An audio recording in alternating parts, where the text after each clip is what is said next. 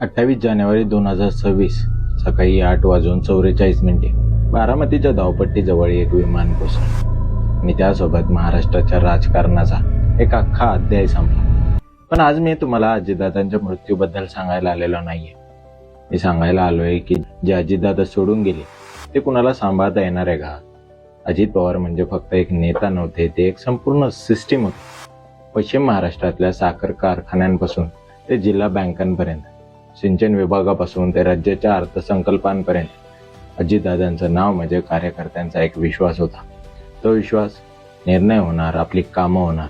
1982 मध्ये साखर कारखान्याच्या बोर्डवर निवड झाली. 1991 मध्ये लोकसभा, नंतर सलग 6 वेळा उपमुख्यमंत्रीपद, प्रत्येक सरकारात, प्रत्येक आघाडीत. 2019 मध्ये पहाटे बीजेपी सोबत शपथ घेतली आणि 80 तासात सरकार कोसळलं. 2023 मध्ये पुन्हा बंड केलं आणि त्यावेळी थांबले नाही.